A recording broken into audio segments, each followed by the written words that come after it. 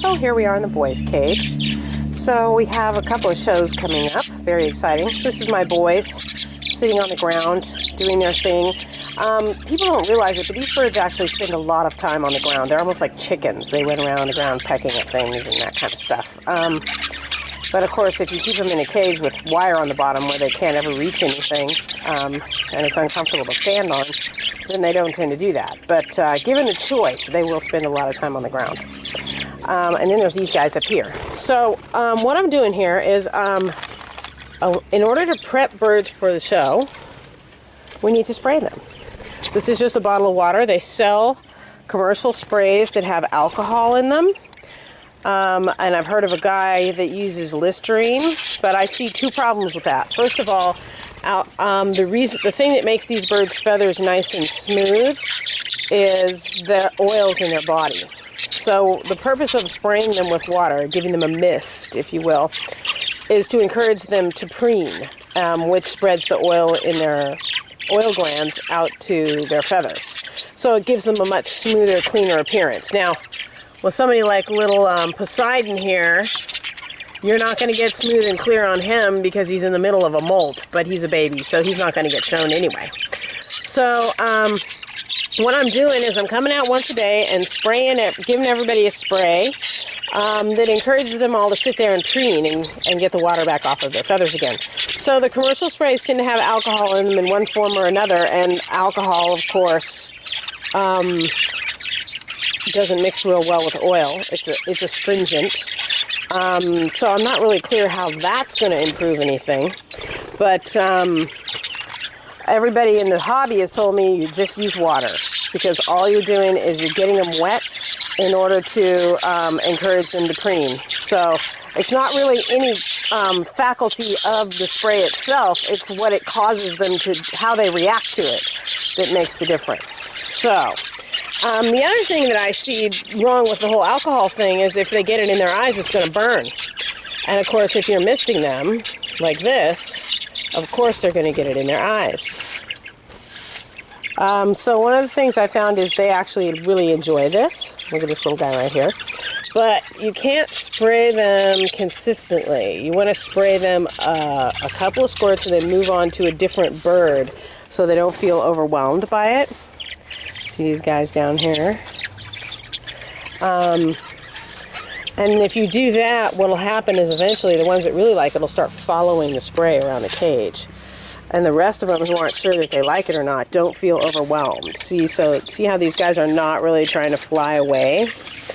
Because they don't expect this to continue. They're like, okay, one little squirt and then it goes, so not a big deal. Boober's funny, he likes to bite at the water. See, like for instance, this guy down here doing the big puff, that's Dusty. He loves this. So he'll just sit there. Blue also really enjoys this. They fluff up their feathers because they're actually trying to catch some of the water in their feathers. I've been doing this for a few days and they're actually getting used to it. And what I do is I just keep going until I see a few damp feathers on their breasts. And once I've got them damp, then I leave them to preen themselves. You see how they actually kind of like this? They're tweedly-dee, tweedly-dee. That's Cookie up here. There we go. Yeah, it's raining on you. It's raining. Look at you. Taking a bath. That's the redo. It's not easy to get them wet because of the oil in their feathers. It kind of rolls off of them. But can you see the water droplets starting to form on there? And you see when they fluff themselves up all like that and can shake their little heads around, that means they're actually enjoying this. They like this, as long as you don't overwhelm them. Dusty here is like, I'll take a bath, sure. So I try not to spray them, too much all at once. I'll give them a squirt or two and then move to a different one. And there's one sitting on my head up here that thinks he's escaped. There, little stinker. You thought you were going to get away, huh? Oh, that's Boober's brother. That's Socrates right there. He does the same thing as Bluebird. He's going to bite the water. See that? Bluebird says, I can catch some of that in my mouth. Watch. Watch me. I can catch it. Look at you two having this discussion. Vulcan over here really enjoys this too. Fluffy, fluffy. These guys aren't so sure.